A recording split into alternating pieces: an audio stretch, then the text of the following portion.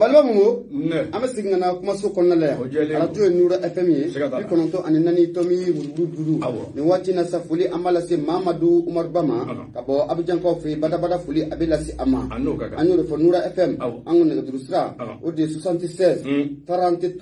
43, 03, Sigafuitala. Momo Mekelegu, 7 for the Munibata, Somadana, Ode, Swade Bamako, Yamana Konako, Mamu Kumalanakono, Umar Anguiba, Barukoli. Akumale no de mo furujugo atesa wa akunga kuma fenako oti ban daga sege dugu jara koko kunu munye anga jamana premier ministre no be Dr. Shukel kokala maiga no ba ko fo maiga akoni simbi kono koroni ngata sendiga jakulu bam ma anfe nanka mako INTM luka jabala okonala Umar Angoiba ayira ka fo ko munye sendiga jakulu no INTM uka secrétaire général adjoint be nanka mako Abdraman Enfa Touré ale koni ayira ka fo eko Letane dilemme munye shogal maiga anaka mauma letan okonala no mwa nalim bela jelema sabati ko bara blasfeme ko ubeta achi tabali ko sanfe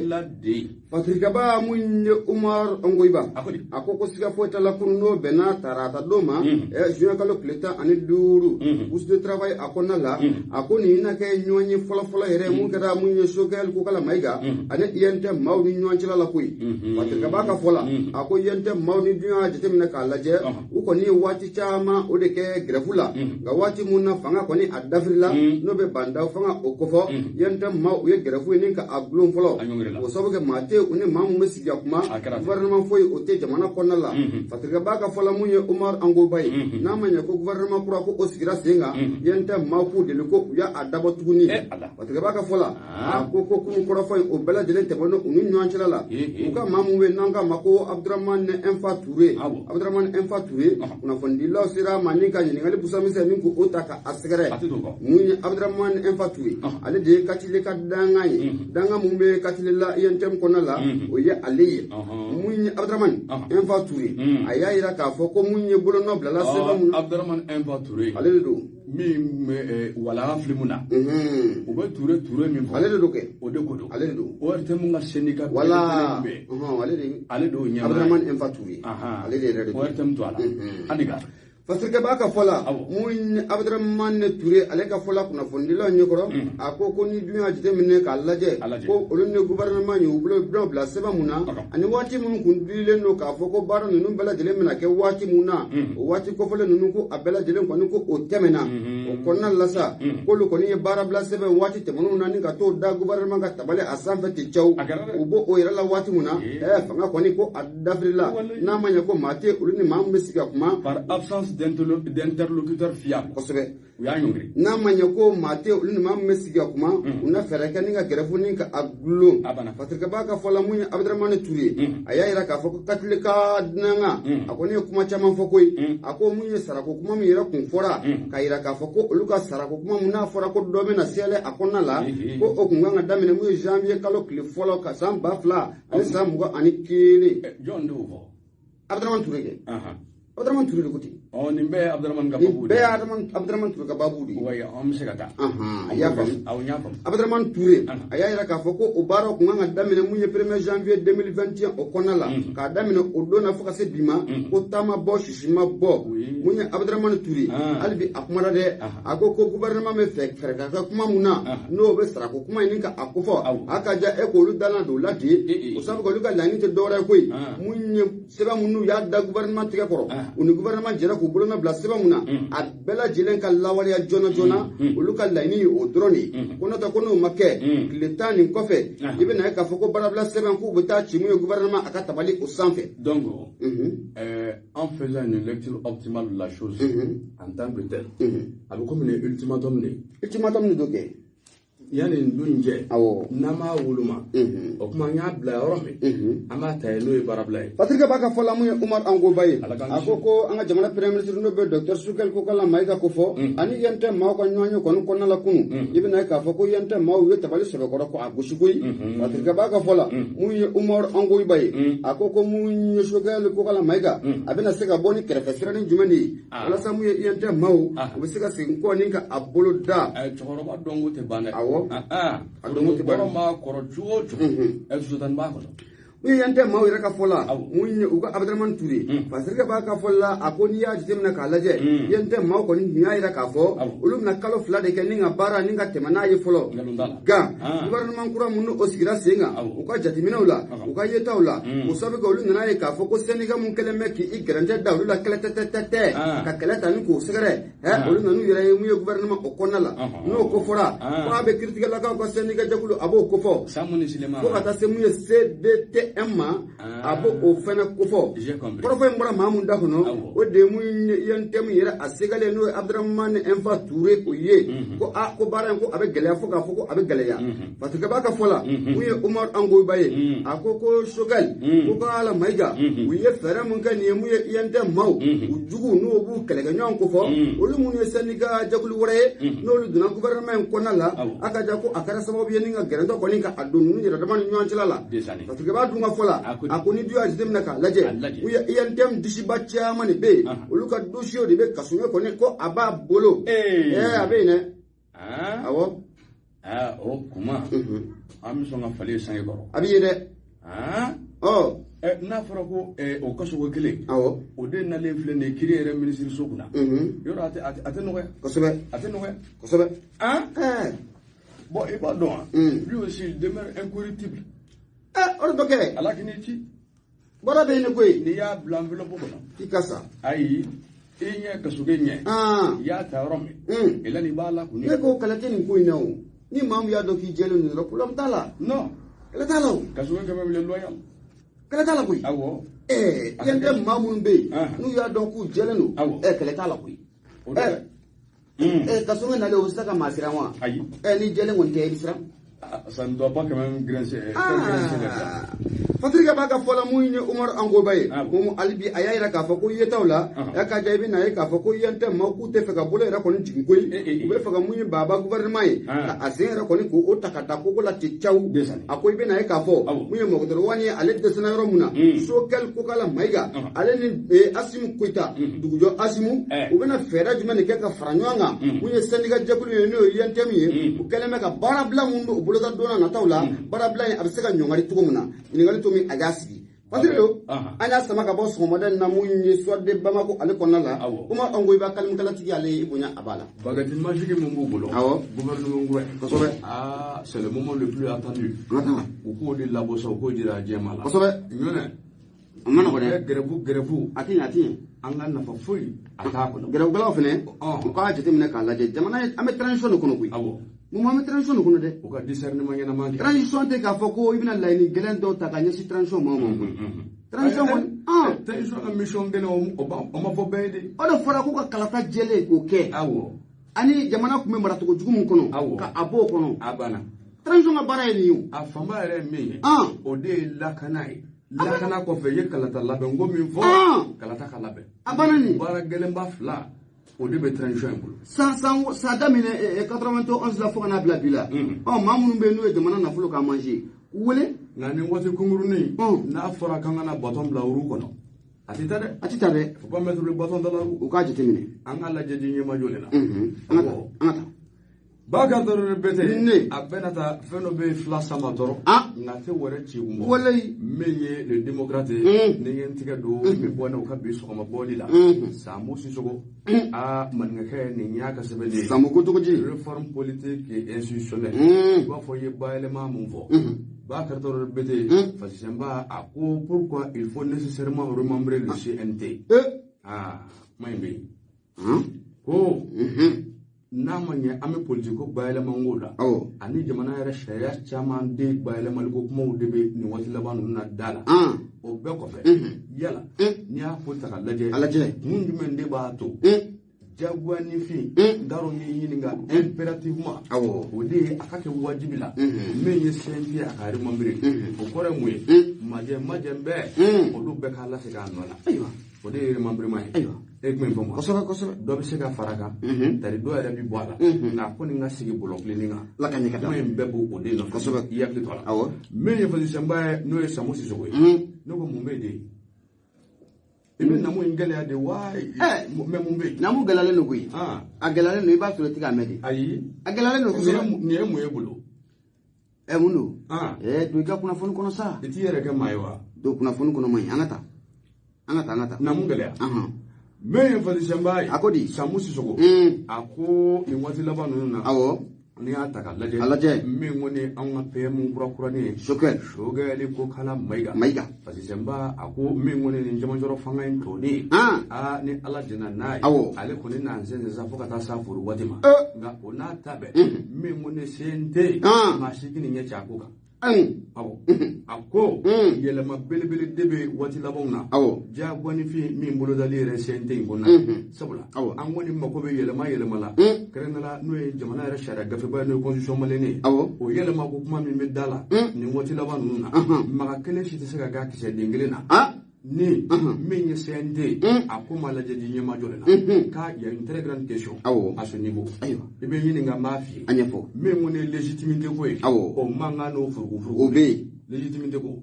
légitimité ni a me sharia de ko John bi sharia ko John di sharia ko o manga be chendo wa galondo de amangambe kabino nun sigira o tomale ngofe représentativité o fene gele afene be yala e shori mbesente ko e be John de toala yi ibe jagulu John to la John echi John ngachi de o manga fene be parce que mba ako nini manga fla ko ni mala je dinye ma joli na na nyam bolu do bara ko ni na ni wati laban na ko yele mali bara do jamana kula jango sharia rabbi da kuka an na nyo musalaka ba ka taro bete ashite botenena ka seta tama sabula joli de suma mani nega atesuma gane semba ako nama feni ngwe mbeka mada manga uni furugu ni ngagi abeka lajo e ko mboma menye anga 6e législature e ko don mamu ngena sango o ko mabanza wa o ko bana o 6e législature ko ko bana pem na bana abana ko o defi ko ya aramu abana mo eche mo ate siga ngoble sa e go foki bungu ne sigleture chen u ira ba kala mo ga bo yoro wora ni na sino ko ma do ko se tu se le bora ki usoro kene mai o ko bana na bana tarni to ni mbala aka chala fati fo nyongo me yi fa sembai ako 6e législature ko ma wele e lu kata farasente marunga muna la quant à moi c'est même pléthorique ofana amuga sega jamana trende di demini abuga do fara ben ni ka analyse tewa fana ci sananga shikele dit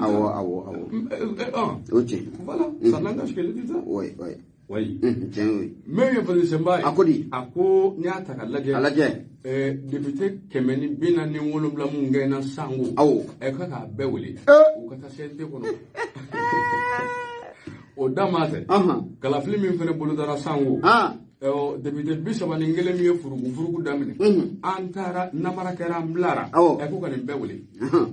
ne ni be faranyonga o kuma anga représentation era la représentation parlementaire la ba ka to bete ni ataka laje ma mi ngoni mi songa ta era soro wasablo ngono wali ni nga wasablo era no robla bulu no sende abe songa ti jo ma teme saba nyona warti pa disamba anara ne wargo nyi atini ako ni ataka laje mi ngoni o musaka ko angana nyo musaka jamana ngoni sege dura be koro nga wasade nunu kenala prokurani nunu mu wole to flene no 6e législature mbawi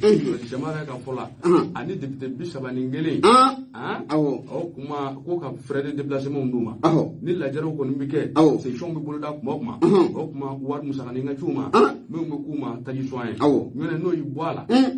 angana nyo musaka bakar daro bete fere da bolo shit seka dele faso era wane to ala mi seka yamaroji jamba ako duna na dawla nango ni sira ka baraka no be kala fli ko ma bolo da jamana ngona la akacha ala fe mangaw ni furugu olubi mada ngone ko nay ni ngoy ndo njugula nango ma bolo da bara la ba kartaro bete ashite boterena katarata soro ni sebe anyi mi nzalo ka boga bezo mina le démocrate Sambusi Soko sangu ale ka sebe ndo ukabi bolina Sambusi Soko foli obetani ka asegere ka fa yana ko asisoko arajo nura fm bi kɔnɔntɔn ani naani tɔmi murumuru duuru nɛgɛjuru sira 76 33 43 03 mun ye dosokoro ye ale t'a deli ko dabila ko a b'a buranna o la dɛ mun ye nouvelle horizon bɛ n bolo dɔn bɛ bɔ na ale tɛ caw a ka ja nin kɔni nin tɛ kibaruya duman ye i bɛ na ye k'a fɔ ko mun ye harcèlement ko sexuel ko kuma ye kunna an ye fɛn mun mana bɔ an bɛna ji k'a tɔ la. Bon nin gafe in i dan ka kala bi dɛ hali n'a nana sini n bɛ sɛbɛn kan wallahi ne sira n'a ye mansini n bɛna mun f'i ye déjà delila ka fɔ k'e ne ta ɲi n bɛna mun f'i ye don dɔ k'an b'an jɔ ni ɲɔgɔn ye n'a ma fɔ a ti ɲɛ koyi a ti ɲɛ o a ma deli ko f'i ye a ti ɲɛ o franchement a ti ɲɛ non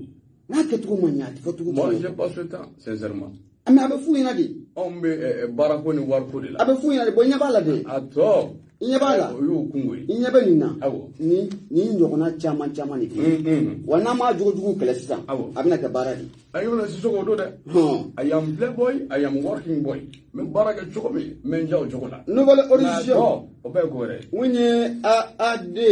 AAD a kumalen o don a ko journal min bɛ New York kaw fɛ yen n'an ka ma New York Times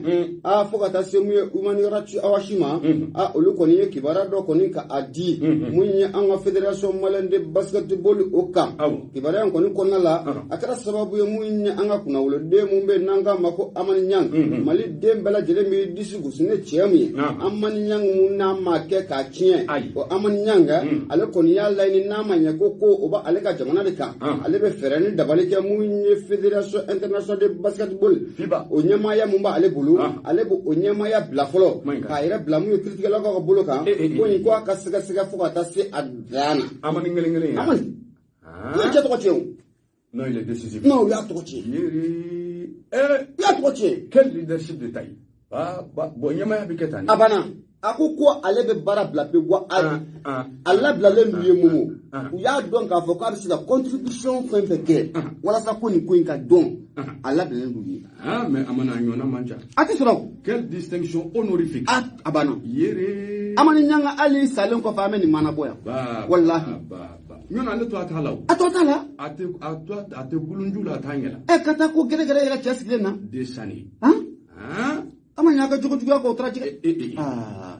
Momo mun ye ADD n y'a f'i ɲɛna cogo min na ni fɛn mun kɔni n'a a kɛcogo ma ɲɛ a ka ja o fɔtogoni kɔni a ti ɲɛ i bɛ na ye k'a fɔ ko mun ye an ka dolaci basketikɛlaw ye u kɔni kɛlen bɛ ka bolodekɔni kɔni ko o ɲɛsin nin waati ma u ka mun ye dege karamɔgɔ dɔ kɔni ma dege karamɔgɔ mun n'an k'a ma ko Amadu Bamba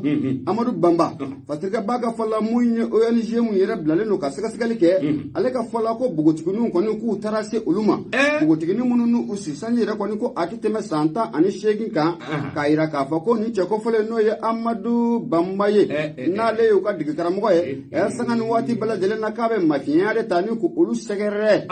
waati mun na o yɛrɛ kɔni dara mun ye Human Rights maaw tulo kan olu fana ye wulikajɔ k'a sɛgɛsɛgɛli u bɛ ka a baara ni ka a boloda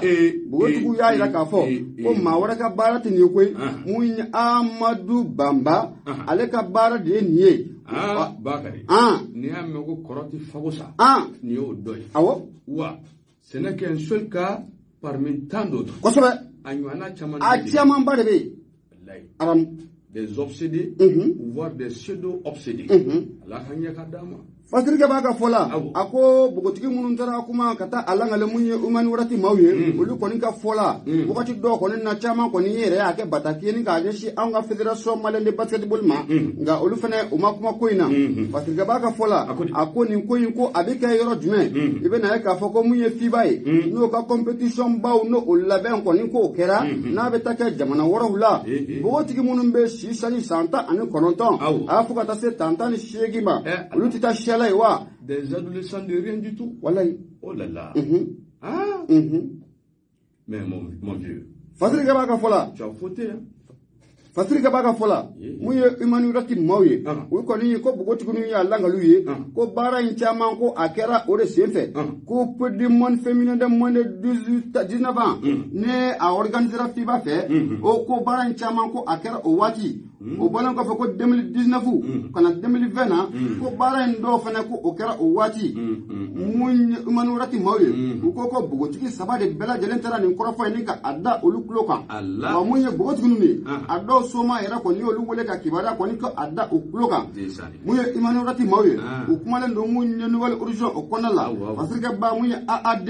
aya ira ka fa ko bugotigi do ka fola ko mun ye bambay jogo bay aka ja ko mun ye shifin so nabe hotel okofo ko atara do ale demuso kan 2h du matin Allah bama asera wa dani kongona awo nyato alama ko bama ko atara do ale demuso kan 2h du matin aka ja ko ay ko chaman kai adai ay me dai fikasa ntete mayinga aramu ntete mayinga aniga moye fasirga baye albi akmara akoko bugotigi fla fene be olu ye basketi kalawe olu fene ya ira ka fo wati munna bugotigi kelengo wati munna ale kuma santa ale durula ko bamba ya alaje ka ko fene taka ale sagare ko okera munye fiba o ka competition ba do fene o fe wati munna kale muruti fari ko buloda bamba ko ya le ge gabo munye ekibo ko nala ne mo ve ya ni mo so deje o ko bamba ko ni mdu mazo iteje ni do manger bama intela yogo yumane wallahi ata la kisa patike baka fola albi ko umani rati mawka fola ko bogoti sabana ko shisani ko biti jo santa anu wolum lala o fana ida ko bamba ko ayeni ke wale fana taka ale segare ale fana iba akoko ale tuji Alaba ko bama yere kele mun da beje wa ni ma kuma soro bama yeni gele Amadou bama yeni gele go les ridicules de public wallahi anamu anya beme min woni kama na gwamba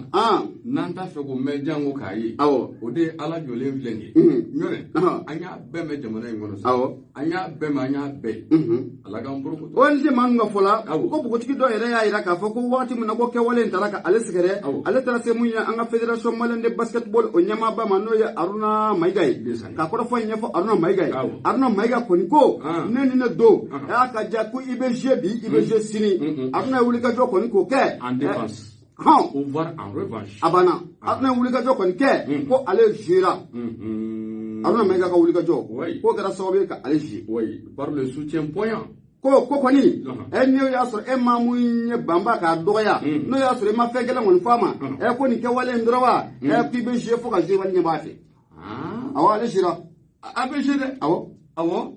ene baba lawo fakiri ba ka fala abe ni ngali to min kon ka asgi ako ni ko nunu kon ko akera be ni nga wati ni bo ga kundi man la sako ni kuma kon ko achara ni wati na aka jamu nazara ya alete ina ko ko sanga ni wati bala dele na nazara abisika ko do kon ko lawli nga mu yo ko jugo amada ka jugo ko aflaka an wani dani sanji an wani belebele mali dem bala dele mi disugo sine mamuye farafi dem bala dele mi disugo sine mamuye nazara dem bala dele mi disugo sine mamuye no de kay ka amani nyangi ka to do kola ayra te fem kala ma non en réalité c'est trop répugnant nene ba ma soro ma fudo aplo law c'est très ma fudo eta kun e be kulundu la de way ba ngela ma fudo bete ma suku do be bamako na o chale no wati la ba no na e bolu do ça c'est les affaires sociales olu de butu nyame wal problème na ne ko mumbe ba ko no prédateur nous et mangayo ne ko mumbe abe tukodi affaire sociale kana go maede o fasiri do anya sabaga bo nouvelle audition ko la AAD o yale ka fasiri bagar dalo de bete me nye sebe onye amita anata bagari le sebe mele la ele ngara moto taxi ba ko ko ni be bo la ko c'est yagun ma de yagun nda o taw yuru ka radio so tay sawa o fe garanti leo moto min ta me kana jo radio la fo moto de ngeme anw ka moto bolilaw u bɛ se ka mun juguman lase maa wɛrɛ ma bilen. Maasi. Bugunatigɛ bɛɛ dɔnnen don. Walayi. Nura FM ka mototigiw don a ma ban wa? A banna. Mankan bɛ min? Mankan tɛ yen. Nka sugu bɛɛ. A ɲaamina koyi. A finman jɛman bɛɛ b'a la sisan. Sɔ sɔngɔ ka sɔrɔ. A banna. Makɔrɔni sɔngɔ ka sɔrɔ. Bɛɛ lajɛlen ni ŋaniya don. Alahu akubar ɲuman t'a kɔnɔ bilen. N'a bɛɛ ni ŋaniya de don. Ala ka ɲɛ ka d'a ma. U bɛ n'u ŋaniya bɛ yaala. Wallahi. Bakari Traoré Bete. Min ye AAD nin y'a ka sɛbɛn. Ale ko di. Les enjeux d'une réorganisation du secteur des transports urbains au Mali. Mais il y a Patrice Mbaye. A ko an bɛ waati min na i b'a fɔ bi. Min kɔni ye wulikajɔw ye. Olu kun wililen don a bɛ waati jan kɔni bɔ. N'i y'a wulikajɔw ta ka lajɛ. A kun bɛ kɛ sababu ye min ye anw ka bolifɛn sen fila ye. A bɛ fɔ min ma ko moto taxi. Nin waati laban ninnu na yɔrɔ a yiriwaba de ta anw ka jamana kɔnɔna la. Kɛrɛnkɛrɛnla san 2020 sanko. Ko nin furu waati tɔ. Ka bɛn ni san kura daminɛ. 2021 min kɔni ye moto taxi ele ni hali ni daji tu a bɛ bi dɔ kan i sen kɔrɔ parce que Nba a ko o waleya min kɔni filɛ sugu bɛɛ bilemani ka ɲi bilemani ma ɲi o de kɛra so ye min kɔni direction nationale des transports terrestres fluvio maritime n'o kɔni ye wulikajɔ ɲɛmaayasoden ye mun ka baarabolo ɲɛsinnen don fɛn min ye bolifɛn mun bɛ da dugu la mun bɛ ji kan a n'a ɲɔgɔnnaw Bakari Traoré Bete olu ye wulikajɔ belebele de boloda décembre kalo yɛrɛ kɔnɔna la san 2020 sanko n'a bɛ kɛ sababu ye fɛn min kɔni ni moto taxi ninnu ye elɛn ni ninnu bɛ se ka réguler cogo min a banna e ye kuma in fɔ ma kosɛbɛ ka réguler o de ye ka bila sariya minɛnsan bɛɛ kɔnɔ a banna o de y'a ɲuman ye président Nba a ko ne ye wulikajɔ in ta ka lajɛ a kun bɛ kɛ sababu ye moto taxi tigi kelen na fɛn kɔni bɛɛ min kɔni ye vignette ye o ka yaala o tɛmɛnen kɔfɛ carte grise o ka yaala o tɛmɛlen kɔ plaque d'immatriculation o ka yaala yamaruya sɛbɛn min bɛ yamaruya bolifɛn min kɔni b'i bolo i k'i duru ni client ye n'o ye permis de conduire o ka yaala o tɛmɛlen kɔ assurance o fɛnɛ ka y'i bolo a banna nka o n'a ta bɛɛ Patrice Nba a ko u bɛ moto taxi tigi min kɔni bolo nin waati laban a ka dɔn u ka ca cogo min bɔlɔn kɔnɔ ani maa min bɛ sariya la a ka dɔgɔn Bakari Traoré Bete o de ka dɔn a ka dɔn tiɲɛ Patrice Nba a dun ko an kana ɲɔgɔn mun saraka nkalon tɛ min na sariya kelen tɛ yen waati laban ninnu na Mali kɔnɔ min bɛ moto taxi ko in yɛrɛ yamaruya k'a sariya jɔlen kelen statut kelen ba t'a la dɛ ka fɔ ko sariya jɛlen kelen bɛɛ wa bɛn kɛra min kan wa nkalon don dɛ bɛn kɛra min kan o de ye katakatanin ko ye o dun kɛra kabi san 2012 o ko tun bɛ sen na nka 2020 in kɔni an kɔni ba lamɛn na min ye moto taxi ye ele ni a bɔra fan bɛɛ sa position yɛrɛ de petit champion a bɔra fan bɛɛ lajɛlen fɛ ka fan bɛɛ lajɛlen lamunu moto la Nba a ko o waleya min kɔni filɛ nin waati laban ninnu na n'i y'a ta ka lajɛ fɛn min kɔni ye an ka cɛmancɛyɔrɔ fanga ye a ɲɛmaaso kɛrɛnkɛrɛnnenya la o ka département min kɔni ka baarabolo ɲɛsinnen don fɛn min ye bolifɛnko o kɔni bɛ se ka kɛ ko jili ye cogo min na anw ka jamana kɔnɔna la ani wulikajɔ sabatiko ɲuman u ka fɛɛrɛw ni dabaliw bɛɛ lajɛlen boloda min bɛ kɛ so ye nin mototigini ninnu kɔni bɛ nin fin ni fana min na nin sanni dugu cɛ a ka dabila a banna caman ka bɔ a la wali caman ka bila sariya kɔnɔ a banna ɲɔnɛ nin désordre ye nin anarchie u b'u yɛrɛ ni maaw ye dɛ maa si ka intérêt u bɛ k'u yɛrɛ ni maaw yɛrɛ nul n'a intérêt à ce désordre an nana ɲɔgɔn musalaka a bɛɛ b'a la bɛɛ maa sugu bɛɛ b'a la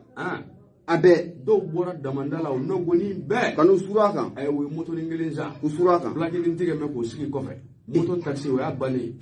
déclaration aucune wa u bɛ bɔ ka binkɛnɛ musow ye an ka bɔ hakili ma hali don ko sufɛla fɛ dɔ taara i yɛrɛ an ka cɛ an ka nin kuma in fɔ kunun ko aramu ni wali muso ye den b'a kɔ la ka t'i yɛrɛ n'a ye ani maa si ma se ɲɔgɔn ma aramu ayi o kɔni ka t'i yɛrɛ n'a ye ka don an bɔ da ni walimuso ye k'i yɛrɛ n'o ye ayi ne tɛ sotarama ta ayi n da y'o la muso yɛrɛ ko k'a kɛ n b'a kɛ moto taxi hali sira seyɔrɔ la a ka teli sa nka n'a gɛlɛya bɛ ɲɔgɔn na kuma dɔ dɛ ne ba u k'a woloma n'a ma jateminɛ u k'a woloma u k'a jateminɛ kosɛbɛ dɔ b'i yɛrɛ halaki koyi sabula nin waati laban ninnu na min ye observateur ye n'o ye kɔlɔsibaw ye a caman ye jateminɛ min kɛ Bakari Traoré o de ye nin bolifɛn sen fila in ye an kana ɲɔgɔn musalaka a sɔkukɛla maa min kɔni ni moto in dɔnniyaba t'u la n'u kɔni b'a san dɔrɔn k'u bugu a kan a banna sans aucune marge de maîtrise a ɲɛdɔn kelen o t'u la moto in fanga ka gɛrɛ a la dɔw ma walahi kuma o laban ye kasara sara damandale ma la sumine o suba e nyona subade kosobe odisemba ako ali moto promoteur do rebe ma mi ngoni na halalabo ka moto in chaman di sakabla bulibaw ka buloka atigila ma ko olu ko ni sambuli ka dugubule mi ngoni sharia ko ali bi alaba ma sabatire sabula moto yɛrɛ ka den dɔ ye n'i y'a ta ka lajɛ o bɛ sɔn ka t'i jɔ fo 2000 ani 200 ɲɔgɔnna ninnu nka min ye taxi tɔw ye mun bɛ taa sara ONG la o fana bɛ t'i jɔ fo 4000 ani 200 ɲɔgɔnna bolo Adama Traoré ale ka fɔ la selon le promoteur de moto taxi nka o n'a ta bɛɛ sariya kelen foyi tɛ yen fɔlɔ min b'u bɛɛ ka fɔ ɲɔgɔn kan o kuma tiɲɛ ka fɔ ɲɔgɔn ye don n'a nataw la baaraw bɛ boloda cogo min olu ɲɛ ka jira ɲɔgɔn na nin ye sɛbɛn an ye min salo ka bɔ gabeso min kɔnɔ nouvelle horizon ɲɛdan kura AAD ale ka sɛbɛnni don u ka bi bɔli la mun ye nouvelle horizon foli a bɛ taa ni u sɛgɛrɛ mun ni waati na foli an b'a ta ni ka an yɛrɛ baara ɲɔgɔn ka sɛgɛrɛ n'an k'a ma ko Musa Kane dankɔrɔba in nin an bɛ foli ta ni ka a sɛgɛrɛ Kulubali muso fila cɛ journaliste sportif ye o bɛ foli ta ni ka sɛgɛrɛ nin waati na ko a Kane an bɛ foli caman de da n'an y'ale fo a ka émission in ka di dɛ kosɛbɛ don jumɛn do de a bɛ kɛ bi o a bɛ kɛ bi a bɛ kɛ bi n'ala sɔnna hier 14 heures a bɛ kɛ j'étais très ravi n ko faransi Allemagne ci u taara a forola mun na parce que ne sunɔgɔla ka match in tɔ to sen na o tɛ faransi ni Allemagne ka ko ye bolo wa cogo di da e fana m'a fɔ bɛɛ n'i ka e tɛ faransi fɛ e tɛ Allemagne fɛ ne t'a si la non tiɲɛ yɛrɛ e ma hakili ne t'a la n t'a la Momo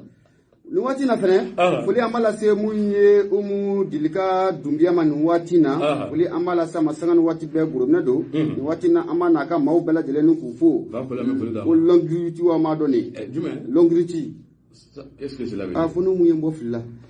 an bɛ foli ta ni k'u sɛgɛrɛ Momo ni k'i ye kibaruya duman ye an yɛrɛ kɔrɔkɛ mun ye Aras Bach non vraiment i da sera a ma sisan le guide an yɛrɛ kɔrɔkɛ a ka diya mun ye Aras Bach ye kunu fiɲɛbɔda o dira a ma ni i bɛ fɛ ka Aras Bach duguden tɔgɔ fɔ sisan i b'a fɔ dɔrɔn ko 19000 vues 19000 vues awɔ a ye bɔko fɔlɔ min kɛ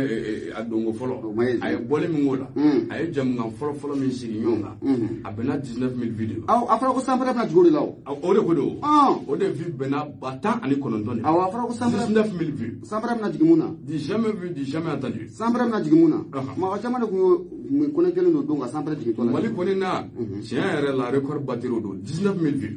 Andika Fatirika b'a ka fɔ la mun ye an kɔrɔkɛ ye n'i y'a jateminɛ k'a lajɛ procureur mun na ale bɛ communiqué o kunna a ka ja o kɔni kun ye an kɔrɔkɛ bila ni ka a bila koko 4 u ni ɲɔgɔn cɛla la o ma sɔrɔ dɔ wɛrɛ fɛ mun ye syndicat des magistrats olu ka syndicat jɛkulu mun bɛ yen n'an k'a ma ko Samu ni Sulima olu kɔni y'a jira k'a fɔ ko mun ye nin chroniqueur ye n'o ye Mohamed Yusuf Bachili alias Arasi Bach an kɔrɔkɛ a ka ja ko a ye dɔgɔyali kuma ni k'o ta ka kiiritigɛlakaw sɛgɛrɛ Fatirika b'a ka fɔ la kuma borokotolenw bɔra da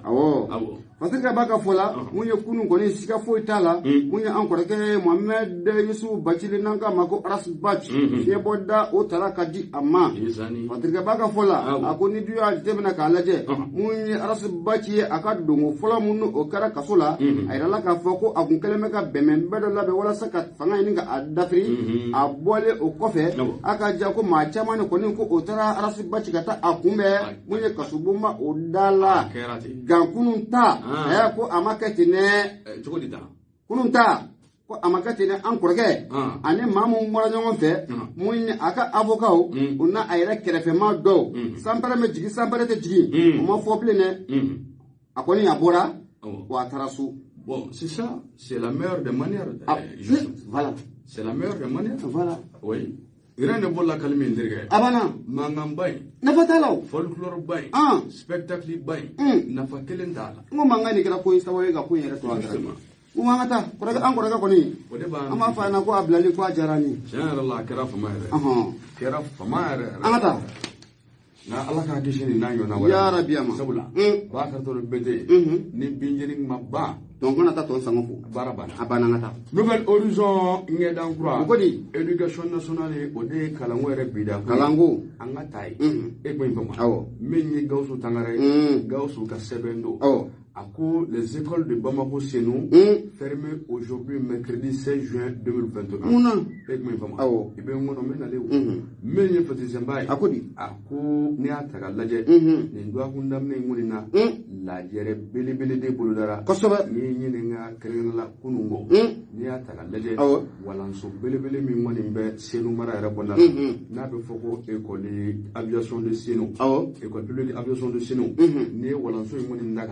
Nous venons de Mangandela, Abissan, Damanamani Debo, Mazamba, Ako, Ne Walanzo in Daga, Walanzo in Rengadala, Kore Adala related, Adala, Mimoni commerce on the way, Elubu Melgajola, Samasamadi, Bakar Bete, Abu Ninja Wokala, the Moon, Ekman, Mazamba, Ako, Nenwin Daga, Alade, Ngubi Taka Sigina, Abissan, Damanamani Bo, Nasiga Condemina. Ni walanzo kofole école publique d'aviation chez nous kata fara chez nous era jeune nga shifinje bulu a wile do zenare te jomingo une démarche implacable jochuko era de tout la fuga le inunga sabati abana parce que c'est ma ako ni ataka laje fe mi ngone comme sisi jamfa ko ni meni ngoina anake meri era ka jamfa bala de aywa ni ko ne chefandinge to ka wobo kumulula gabakuru ka jamfamba gabakurumba ka jamfabe sigatala de ekme fama parce que mba ako sawla san 2019 ni furugu kele ani ni ngaya ki kele kumbishina ni ngo kele ngunanga ona tabe mi ngune community ulu kala donia era ko fe ukuya ya morasa mama ko ni mi yorena buta bekrengi na degerpi o ko me ku genga boy na e ulu tora degerpi smala au delà de la première vague arrêt ekme fama ma folo mu ngon nawilla olu prepare ngo olu prepare ka bandoro o kuma ku jorai do ko ni chokole to ra yoro kele ngo folena o kuma jamana dumen debe ko do ka sale do ni degere bisman dum fora c'est un caractère effectif kosobe ko infoma baby gandi do tip sale do ko infoma kosobe na fadi samba ako ni shita la ko juge dondo ko ni na ala ni mangaw ni furugu ere gangu jugu menye meri mawe uye wuli ka joboloda ka commandant de brigade de senu ere ka lawuli ka bla tam ka ke tamade akibla findi la ka worenye ma mungu ni benu sigi me kloma gele ere sila eleni ka bekling na lawuli ngaw doni ngama restaurant digi do fene be ni wala so kele indala o barani marfa ka commandant kuturu ere baba ayo ya blaw malite wa abibeo haram citoyen gele de comment dire forces ordinaires baba ala kaje kata parce que jamba ako o mengo ni ngele flene angana yo nege o ko ni ngera gele ya belibeli de o kuma kabi megalo kle bi sabani ngele san 2021 kana bla funi wati ko volena olu ko ni ngwe sebendo ko ni nado femi community re merila mi mege sobe u ka sigi ali bi ko kuma nga nunu ngoni ngani ngwe njabi ya soro fo ngalo kle tani nani en 2021. Tu t'imagines les cas entre le 31 mai et le 14 juin. Yoro ni woni ni ngaja. C'est trop espacé. Muya obali au masu wole kaba damnena. Depuis le 31 mai, nous na semaine na do kuba fait anuga singa kuma no meri mowi. Muna adesera ka senungo wole. Ayabala. Je ngalo kle tani nani kaba kuna shini ngosa. C'est en 2021 au wole. Wa sura mingera a franchaka bangu a franchaka jangudu ko sebe. Ode ato menye fati sembai. Aku ni wati laba no ngonna. Senu ngoni académie nous centre d'animation pédagogique ana académie na nyono be ko ni ngeme ke tige di nyoma en synergie totale ba ka toro bete manunu ube wuli de nyone wala be bi lajo ça passe ou désormais ça casse et c'est bien anyemi zalo ka boka beso mina nouvel horizon nye dangura gausu tangara ale ka sebene no o ka bi bolila gausu tangara fole obetani ka asegere wala jo choale do sinu ana lamini be mo na ye gausu tangara fo momo masa Allah taala de masaye masa munne ati desen kola masa de masaye masa munna abe danin ke ka kala ka fatuli ko ke masaye ne masaye ale de yele mali o masaye masaye ne masaye ale de be fantan ka yele maka ke fama ye segoni kele o konala masaye ne masaye aka jamu ye fama fo ka ta fara fantan ka ale be ni bala dire ni ngene ni ko o karaba masaye adowo karamɔgɔkɛ dunan nin bila tan mun bɛ yen mun mɔjuru ko kɛnɛ de sigira n'an sa an bɛ januja kɛnɛ de mena ala ka koba ayi juma kɔnɔ la je vous en prie non sincèrement non juma kɔnɔ vraiment i ka nin wajuru jalan ninnu juma kɔnɔ bon tu vois o bɛna bon ni hakili la ko juma dɔrɔn ni ala bato non e hakili la ko juma dɔrɔn ni ala bato waati ya juma dɔrɔn tɛ ala bato ye dɛ nka o n'a ta bɛɛ ala bɛ tanu waati bɛɛ lajɛlen ayi e ta ɲi ne bɛ ka ala de tanu ɲama i ka nin bila tan e n'ala tanu bila ne kuma ɲɛnin kɔ foyi tun tɛ se e san ma nura la ma ala tanu bila ala tanu ni an t'o bila n'a bɛ ɲɛ sɔrɔ nin de la foyi tun tɛ san ma nura la bon kunna Patrick b'a ka fɔla mun ye Sufu Konate a ka ja Konate kɔni a kumalen don sɔrɔ de Bamako kɔnɔna la yan'an ka don kɔnɔna la foli an b'a ta ni ka Fabugu kaw ka Dani Sanji Mamadu Jara États-Unis kaw ka karamɔgɔkɛ mun ye Amérique kaw ka karamɔgɔkɛ Malidenw ka karamɔgɔkɛ mun na a t'a tu ka a nɛmu karamɔgɔkɛ mun ne dugawu jaabi caman o b'a bolo an k'ale ma ko Mamadu Jara Fabugu kaw ka belebele nɛgɛjuru sira 79 85 85 41 donc Rabaye an bɛ foli ta ka asɛgɛrɛ so de Bamako ni mbolo do akono Bamako de fiena ngo masa ngwati gesen kula aka ja ni ko ni kibariya ye jiyan dungo do kulo abita kalanso a munye flani fla unyorole nyona angumma ko bebe siamu unyorole nyona ala wuda awa ala wuda fla be dinya fla be dere no me o kono baro tugu me no nyona maya bɛɛ kɛ mɛ kelen ka sɔrɔ maa foroko fila de don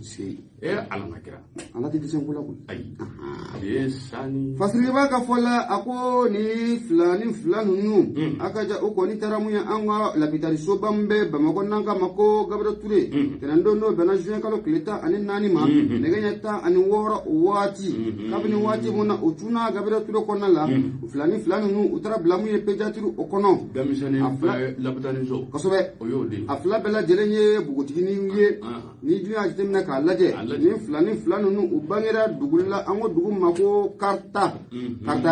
ale bɛ kita o mara o de kɔnɔna la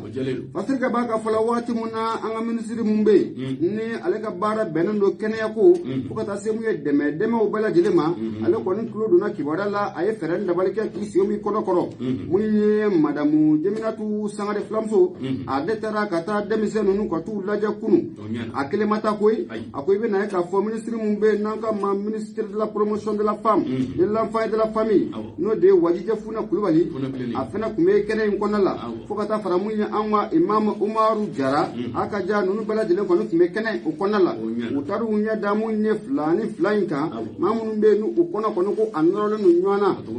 Fasiri ka b'a ka fɔ la a ko a yera k'a fɔ ko mun ye opération dɔ de kan ka bila sen kan opération mun na a bɛ ka sababu ye ka ninnu kɔnɔ fila ni ka a bɔ ɲɔgɔn na chirurgical a banna Fasiri ka b'a a ka fɔ la a ko mun ye dɔgɔtɔrɔ minnu ye ala bɛ maa fa ma dɔgɔtɔrɔ kɔni ale bɛ waati la tɛmɛ maa kan dɔgɔtɔrɔ ye wulikajɔ o caman o de kɛ walasa mun ye nin ko ninnu bɛɛ lajɛlen bɛ se ka sigi sen kan cogo min na nka mun ye an ka jamana ɲɛmaaw ye minisiri minnu taara u ɲɛ da nin ko in kan madame Jeminatu Sangare mun ye Wajijɛ Funa Kulubali fo ka taa se mun ye an ka Imam Mamadu Jara ma olu bɛɛ lajɛlen kɔni y'a jira k'a fɔ ko jamana bɛna fɛɛrɛ dabali bɛɛ lajɛlen kɛ ka nin ko bɛɛ lajɛlen kɔni ka a ta a bɛ da mun ye jamana o disi la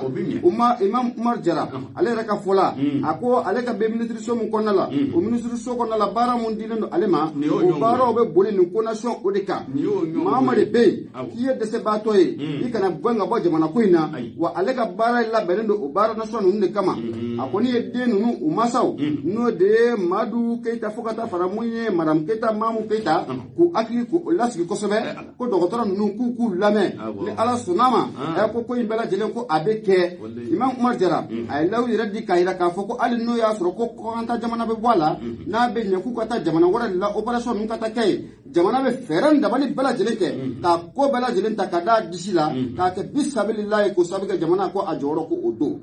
Fasiri ka b'a ka fɔ la a ko nin ta a siɲɛ fɔlɔ kɔni ye koyi nin ko ninnu kɔni ko jamana a k'i jɔ i jɔyɔrɔ la nin waati na a ko k'an ka segin kɔ dɔɔni ni hakili b'a la mun ye Tɔnbukutuka muso min ye na ale ye den 9 ni ko o bange a kɛra Alima Sise ni jamana y'ale bila ka taa Maroc o kɔnɔna la wa a baara fɛn fɛn kɛra ye jamana de y'a bɛɛ lajɛlen kɔni ta en charge Alima Sise la scène mère des Moniplay alima jamana ye ale ka ko bala jelen kon ta en charge wa me dominer comme bi o den kononton bala jelen u ye kalo kelen soro wa bala jelen ka kene ko bashi kelen ko atula wa wuli ka jo amna ka jamana fe ni demisa munu fla ne no ye ni bugotigi ni fla mun nalo me nyona no be gabre tulo kon la pédiatrie la ni ka opération ni ka abala jelen ni ka abuluda ubisika bala tugo muna fatir do sogomara na anya sama ka bo mu so de Bamako kon la Yusuf kon la kalim kala tido trop pitoyable. Ah ouais, masaka baro tewa. Allah ka longévité ani santé chamandi amu. Ami. Bakar daro rebete. Amata. Ami tani sebe. Amata. Ali bibe komina. Amaba. To nimbala de. Osobe. Retrait des Français. Macron doit d'abord évaluer les désences de la France au Mali. Macron fiya. Abo. Amata. Madame Gunare. De madame na sebendi ndemzo. Amata. Bakar daro rebete. Madame Gunare ako ambal lamina. Awo. Ngoni kibora imbora kabi ari jande mele chalagi ne kibora inda kadaje alaje kamana gwangu dabali bango sabla menye faransi jamana nyamai awo e monyo lu makoro aye kibora do ko ni boka bi kibora mi ngoni na bi talige awo aka kele bulu mi ngoni bi on ngadi mona ko nala na de mudu to o de operation barkani kosobe ba ka retrawri awo ya ta kadaje alaje o ma ko fole mi fle a chede won akale ke de julew abibe ma ba duru ni kemede yakli dola kosobe jamba aku ni awuli ga jow tak laje ni ngoni sinyere ni alakaka ni ngoni wuli ka jode min bora watila ka boka be na gelera kutu subla wati mina minye anga jomone ba fanya fo shenjamo jugumi ngoni ko na nye adame gele adala wa famba be la kana bale re gelewi kosobe na foro wati gele ni la anga nga surnando lo wati narake Emmanuel Macron furu wati ka bongo ati be sinyere ni anganya jele parce que samba awo de fo aku angana nyong musalaka anake jamfa yare hakina koda almamido o de be Emmanuel Macron awo nyone ni ngoni masen naw ay gele ape na aw be ni minani ni jagwa islamia kelawde o kuma na bo de la awo ani singa fo ko na nyono kanto isa menga kele ke dembe lasi akula si parce que samba ako Emmanuel Macron ni min foni na ngume soni na nyono ma folola awo nanzara famo bulu kando wati la ble o te manante so ame kene mine go be ma shite ma tono mine ble ne o feyo mo ma kana mbali mali kono o jama kulumi be ma to dano nga laloma o te malala ble bana pew yakti tola menge fa sembaye ako nga wati bena masadiru an woni ngle iba fo ame 2021 mi ngonna ala ya ngar zige ke masake mi ngonna demseni ndi do funangi njini nga ona tabe demseni tige ko nyma abe makoro ba daga non bandera abi duro ko fa semba ako nya tagalaje mi ngone colonel Ashimi Goita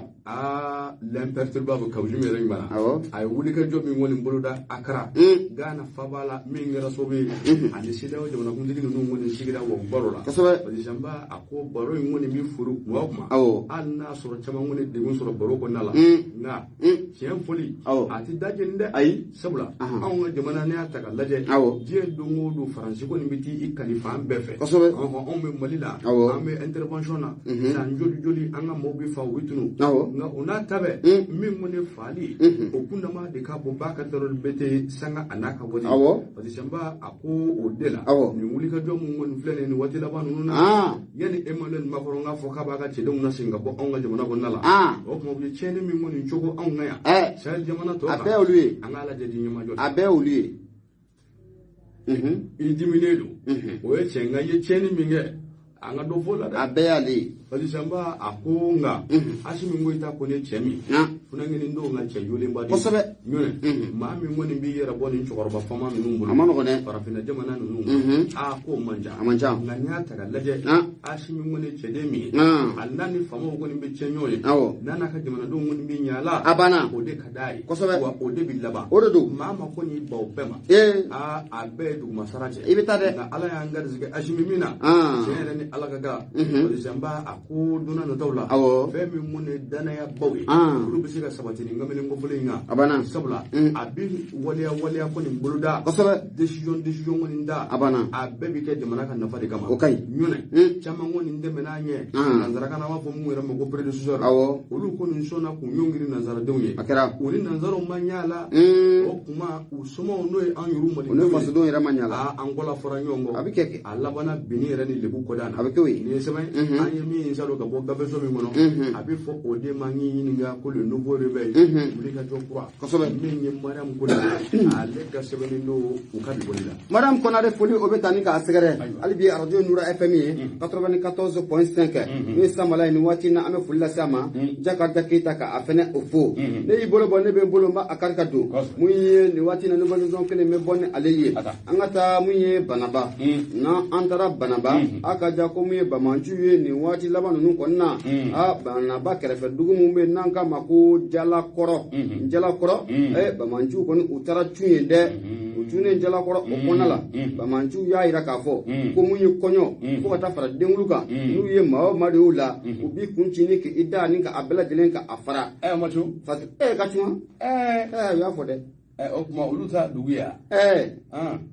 uta doge ne mati uta tede anyo fo shende ni sura la kana bawti uta do de l'absence de l'état constitue l'expansion plus grande des djihadistes. Mamane Touré, akoko dugumbe nanga mako jalakoro. Jalakoro ale duguye mun koni abe banaba ofe. Ako do akun temene na aka jaibe na ka foko bamanchu ukoni utaratu ni duguma ukoni ukan. Utune ukan mumu da kono dawrata koy. Konyo dongulu munye mizigilame donguli dunukan nu ye cheo che mina afolla kuyi gotigo mutugotigo mina afolla na mi fa yira fa. Kaja ku be nyangli deka kabala ki naissance nyangli munnu o ma deli ka deka no akara gawa trai travail forcé Fasirika ba aka fola akuni dunya jemene ka laje ba manchu ubi kana doni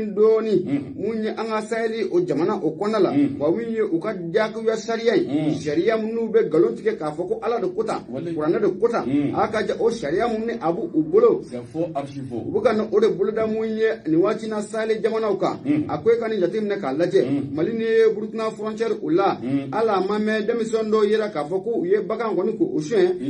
ba manchu sharia ni ka abolo uluka yu bolo bela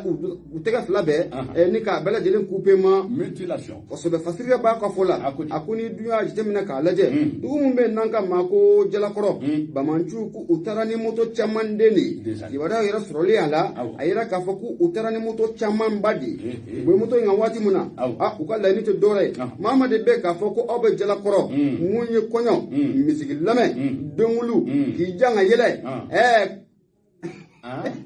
alite ratisi askige yiri aram kwasi ya mekibe grezi asmale mi kodi ala kan buru ko wera ka fola ko sabuke ko munye alislamé ko o jene ten o ye wasirga ba ka fola lu kan dinai Tiens là. Botobaté ni na ombe. Anti. Ai, onga ni na. Fasirga baka fola. Ako utato. Uko ni mama de ya korobo ni ko ulukan kan woni ka akorobo. Ube segikani isroya. Ye erkelenga dugu ko ni konala. Munya adugude baka dani ka attack usegare. Fasirga baka fola. Munye mama ne Touré. Akoko 7 septembre 2019 la. Ibe na ka fo. Salonasi. Ibe na ka fo ko ni ke wale fene ko akera dugula nanga mako boron ale fene duguye mumbe banaba o fe ko munye bamanchu utaratu ye fene ga kaira ka fo ko munye mabe ko dunu konyo nyana je bela de len ko akana kebli parce que baga fola o sangelen o konala ibe na ka fo ko ça l'arrêt de toute activité récréatrice abana uka bejo fasirga dia fofa abekajo fasirga baga fola mama ne Touré akoko o 2019 kelena dugu mumbe nanga mako kawerla imbala jere dugu mumbe banaba o famla la e ku tara demison do soro bolontana e ko bolontan ko o mani ala e ko nuye mama soro ka Abdullah ko ni tie efficace fasirga baga fola albi nyana je ko kuma ko evasion ko kuma tala fasirga baga fola muye mama ne Touré ayira ka fo ko ke wale mun ko ni kara banaba fanaba de dugu in na n'an k'a ma ko Jalakɔrɔ fo ka taa fara mun ye bɔrɔn kan Bamanju kɔni u ne moto de tun bɛ ɲɔgɔn na wa o ma mɛn dugu in yɛrɛ kɔnɔ koyi o sabu kɛ n'u mɛnna dugu in kɔnɔ u hakili la k'a fɔ ko kibaruya ko a bɛna da an ka lakanabaaw tulo kan u nana u munumunu k'u bila camancɛ o la o de kɔnɔ la u kɔni y'u ka kangaridakan ni k'a kɛ ni ka yɛlɛ u ka moto kan ka taa Sɛlɛ fasiri don ayiwa an y'a sama ka bɔ sɔgɔmada in na mun ye Nouvelle Horizon ale kɔnɔna la Mahamani Ture ale ye kalimikalatigi ye Bagan tɔɔrɔ bɛ tɛ ne a ka di awɔ a ti dabila jɛ nege tɛna abada la min ye waati ye a sera o sɛbɛn kɔrɔ sera kosɛbɛ n'a sɔrɔ ni kumakuncɛ kuma mun dɔ bɛ an k'olu sandalama o kuma an ka kanbɛ da lamɛnnikɛlaw ye kosɛbɛ sini sɔgɔma 10h waati sɔgɔmada kɛɲɛ 10 tiɲɛ Mun yana an ka bɔ foli an b'a ta ni ka bɛɛ lajɛlen u sɛgɛrɛ Tunkarake bɛɛ lajɛlen an bɛ bɛɛ lajɛlen fo sɔgɔmada in na waati kɔni a sera fo k'a fɔ ko a sera an bɛ Tunkarake bɛɛ lajɛlen fo dakuɲɛ kelen na n'an ye olu fo sa mun ye nin waati in na an bɛ boli biribiri ni ka don kɛngɛlɛni miyaŋa la ale kɔnɔna la danbele an bɛ foli lase a ma Zulukɔrɔ sirafara la mun ye Dirisa Keyita kɛngɛlɛni wasulu an b'a fo sanga ni waati bɛɛ lajɛlen na ɲa mun ye a ka Baba Jalo ka foli ko o fana lase a ma mun n'an bɔra mun ye Ya Samaki et frère a ka ja moto pièce Jakarta Sanili a mana kɛ moto national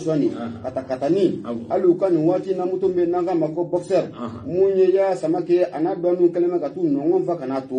u ka dabɔ ka ɲɛsin min ye garabali yɛrɛ ma Jalakɔrɔji pɔnda o la moto in feere ka debu bolo wa taara maɲɔlɔn don a maɲɔlɔn de ko bien sûr awɔ ko e maa de bɛ yen ko e mako mana kɛ moto pièce national de la k'a ta di ma f'i sigiyɔrɔ la i b'u wele 79